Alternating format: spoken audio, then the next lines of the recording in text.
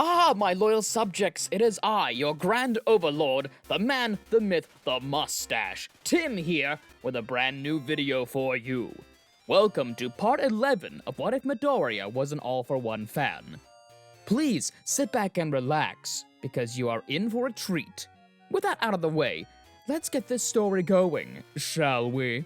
Blood dripped onto a cold metal floor from a blade formed entirely of sharpened and hardened sludge. Hizashi towered above a pile of mangled corpses that belonged to common thugs that the League needed to cut ties with. Hizashi's form melted into a puddle of sludge that dodged an attack from those left standing. Quickly, a thug felt a huge fist tighten around his neck, crushing it with a thunderous crack, whilst a massive arm wrapped in muscle fibers was emerging from a small sludge puddle behind him. Throwing the body to one side, the sludge scattered around the room recollected into a hulking physical form, and once again, Hizashi made his new monstrous Nomu shape known. Flying up using a pair of wings that burst from his back, Hizashi opened his massive toothy maw and unleashed a torrent of flames upon the corpses and now screaming survivors. Once done, the metal chamber contained only the Nomu that answered the name of Hizashi and obeyed only Izuku Midoriya. Master, please. Hizashi is good at slaughter, yes. The hulking brute turned to look toward a door opening as Midoriya floated in, laughing and nodding. Yes, Hizashi, your performance was adequate. Next time I expect you to finish your prey off 10 seconds faster. Now, begone. I must train my upgrades. Hizashi nodded, giving a bow before transforming into a tiny orb of sludge with wings and flew away into Ujiko's lab. The League members started paying more active attention as Midoriya training was a rare occurrence. In fact, many of them had never seen him train and were eager to see what exactly his routine was. Hanging up his lab coat, Midoriya walked into the center of the room, his arms fully exposed, revealing surgical scars going all along his arms and hands. A newer, sleeker model of his claw pack emerging from a hole in his jumpsuit's back. The metal claws emerged from the pack, moving fluidly as ever. Slowly, 4 massive hatches in the floor opened, revealing 4 hulking Nomu, each one branded a failure that wouldn't last the next 2 weeks anyway due to being highly unstable. Without warning, the rampaging monsters charged Midoriya, growling and screeching. Midoriya pushed 3 away, slamming them into each other and then ducking under the first's blade-covered fist. A large slice cut across Midoriya's jumpsuit shirt, causing the teen to tut as he discarded it, revealing his torso, and more shockingly, more marks of intense surgery. The claw pack hadn't been made smaller, it was just now completely grafted onto Midoriya's spine and back. Gasps and murmurs broke out amongst the League members, Shigaraki, Jiro, Ujiko, and All For One being the only ones aware of Midoriya's enhancements. With the cat out of the bag, Midoriya reached for the Nomu with blade-covered arms and laid his exposed palm on the creature's back. It turned to face him with what most would swear was a look of fear as it slowly disintegrated into dust. The other 3 watched Midoriya reduce their kin to nothing but dust at a touch and attacked him, hungry for vengeance. Floating up, Midoriya surrounded the 3 savage Nomu with a ring of telekinetic fire. Then, manipulating the flames, Midoriya split them up and got to work. The smallest of the 3, with quills covering its back and a jaw that always hung agape, was second to die. Attempting to use its quirks was met with confusion and failure. The 8 eyes of Midoriya's helmet glowed a bright red light on the Nomu. Left vulnerable by Midoriya, the helmed teen approached it slowly, as it looked at him as if he were the Reaper incarnate. Midoriya's claw pack claws began rotating, becoming a pair of small chainsaw blades.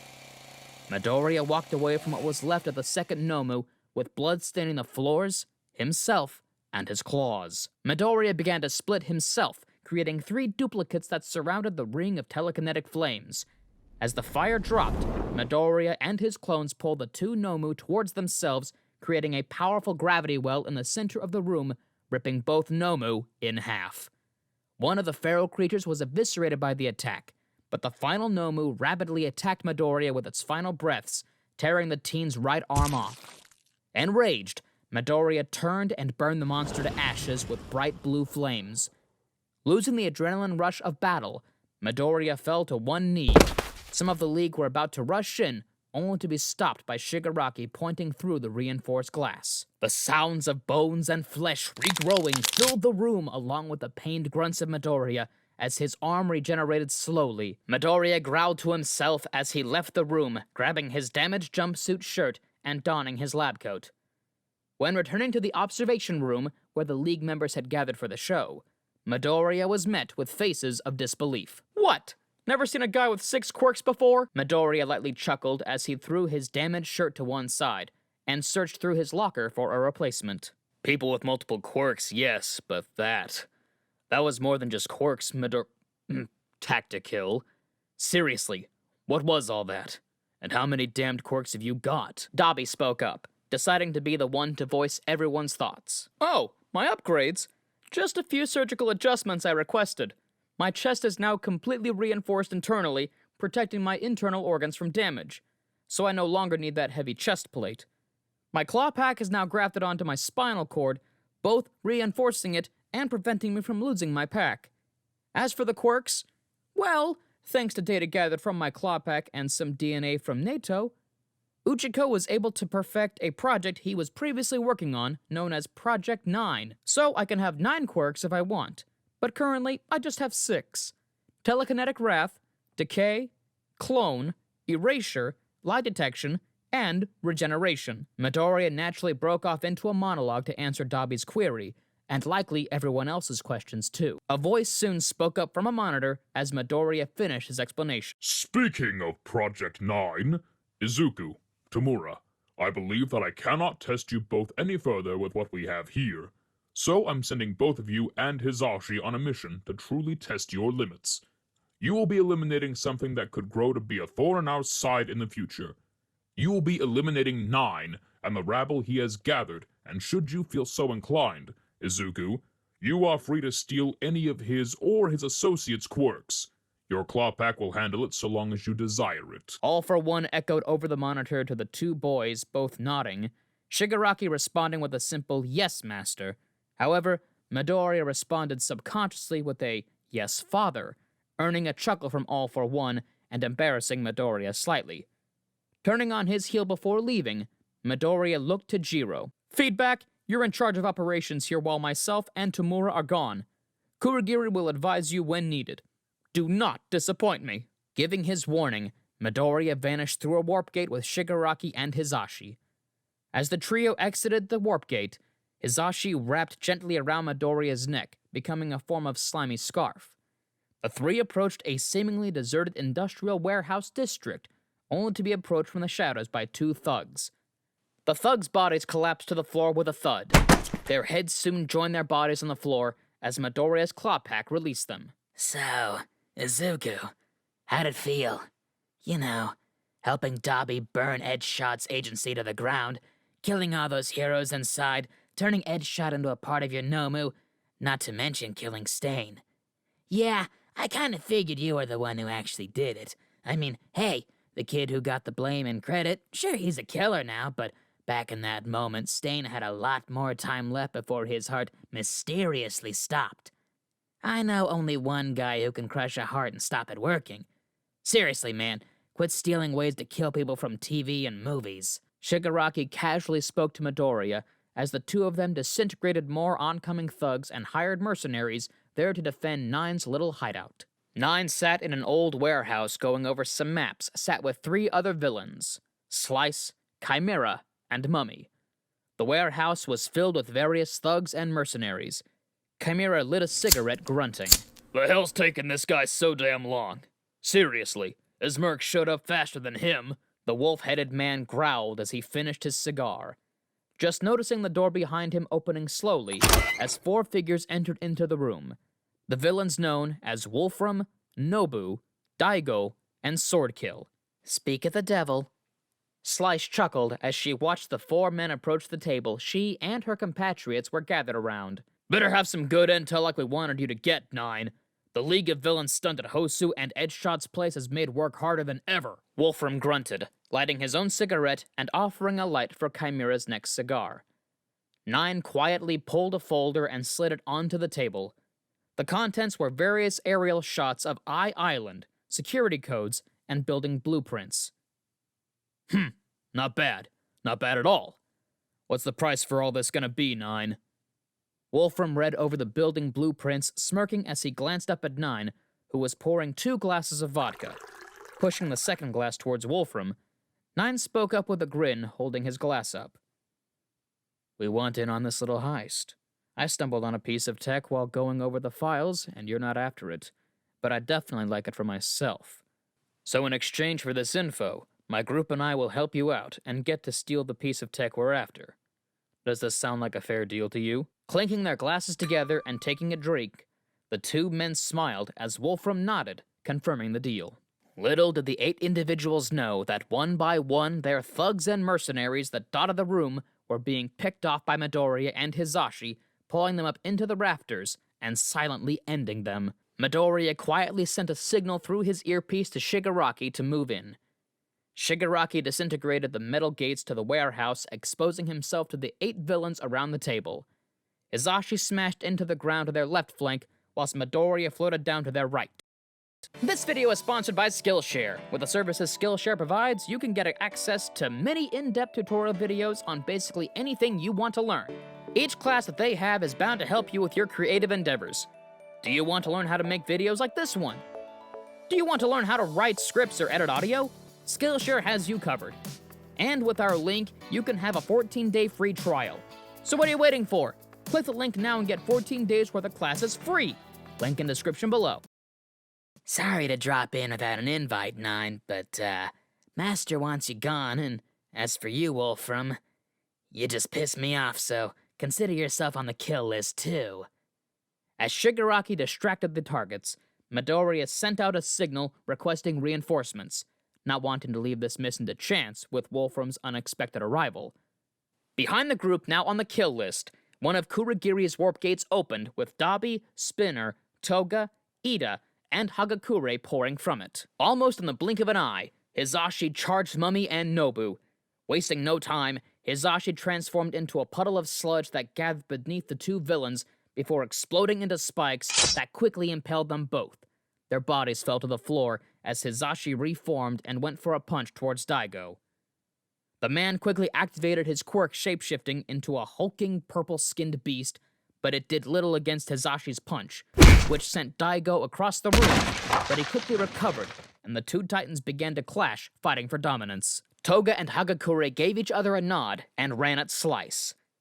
Toga stabbed at the woman relentlessly and without mercy using her knife, whilst Hagakure activated her glove's retractable claws and activated her invisibility, performing hit-and-run attacks on the sharp-haired female. Oh, is that how we're gonna play, you brats?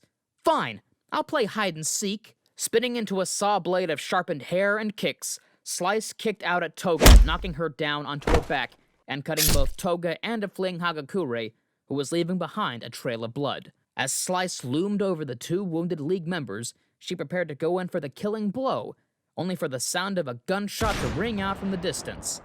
Slice quickly collapsed to the ground as an all-too-familiar voice cheered and degraded his own shot. Hoo-yah! Boom! Headshot! That shot sucked! We should have done better!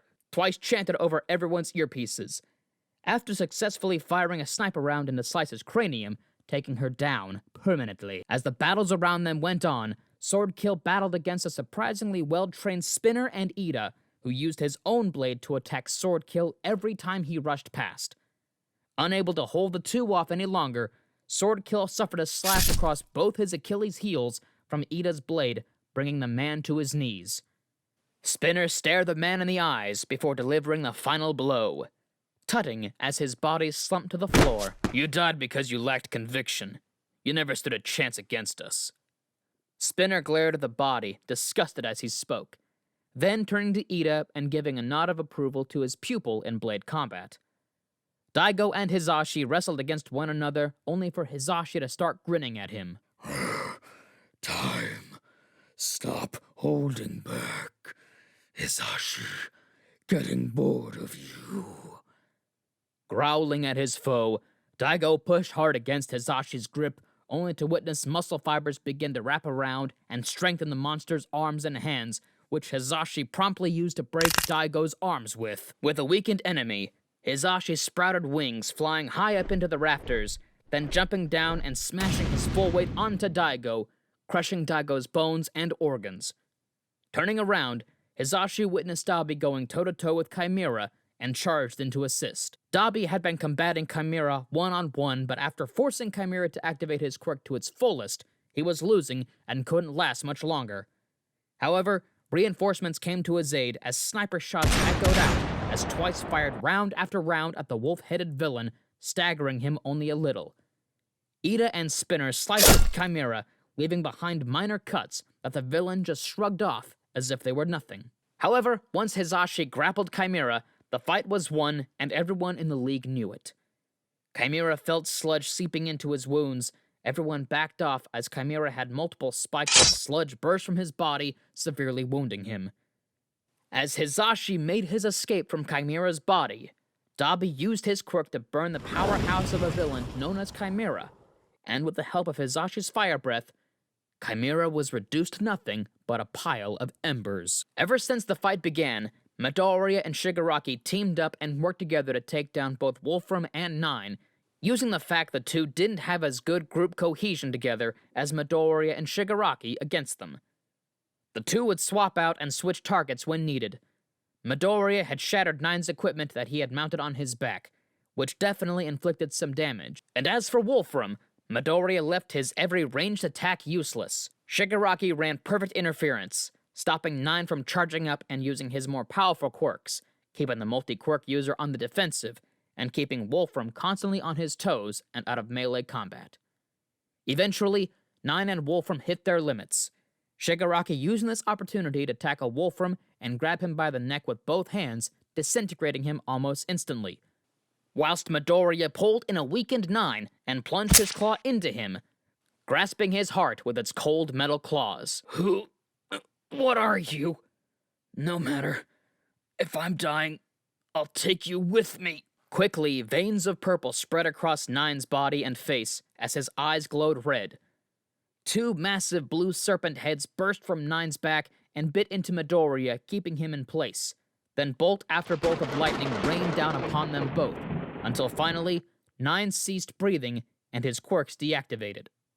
As Nine's limp body fell backwards, it exposed the hole in his chest, whilst Midoriya's claw pack unclutched his heart. What am I? I'm everything you should have been, you pathetic failure. Midoriya coldly spoke through a damaged mask, with a no longer functional voice changer, his body showing no signs of damage thanks to the regeneration quirk. Midoriya's lab coat was slightly damaged by the onslaught of lightning, but besides that, Midoriya stood tall over the now deceased Nine. After ordering Hizashi and Dabi to burn the warehouse, the League made their escape after requesting a warp gate from Kurogiri, but not before Toga and Hagakure swiped the plans and various files Wolfram and Nine were using to plan their little raid on Island. Like clockwork, the news featured the events at the warehouse district. It looked like some news helicopters played it smart and took recordings from a distance to stay out of the fight zone while the League was fighting. So in the end, the League was identified as the cause of the fighting and the arson, but everyone remained clueless as to who was being attacked and why. Not to mention, it seemed Midoriya, Ida, and Hagakure remained unseen by the cameras, a feat easier achieved for one of the three. Izuku, Tamura, I'll be tasking you both with a new mission. However, everyone will be tasked with this one. Thanks to the recovered intelligence gifted to me by young Himiko and Toru, I believe we should launch a full-scale attack on Island. But our goal isn't to steal anything. No, we're going to kill two heroes who will be attending a special event there. All Might and Endeavor. And that's our video for the day, so thank you all for watching. I hope you enjoyed it. Now there's a few things before we go. First, if you're in the mood for great storytelling, We the Celestials has got you covered. Our We the Celestials, My Hero Academia, and Naruto What If channels retell the story of their namesake anime with a twist. Check out more if you're interested. We got a lot of content for you. Second, on behalf of We the Celestials, I want to thank everyone who was involved in the production of today's awesome content. Their details are also in the description. Give some love to the writer and the audio editor and video editors because they do a lot of work here. Finally, if you're interested in what we do here with the Celestials, I want to extend to you an invitation to join our team. We only have one caveat: you must be 16 years or older to join our crew. You can sign up for whichever category fulfills your interests by joining the recruitment Discord in the links below. We're always looking for members to join us. With that out of the way, that's it for today's video, so thank you all for watching and have an amazing day. And as always, be kind to yourselves, be kind to others, and stay awesome. This has been Tim, Mustache out.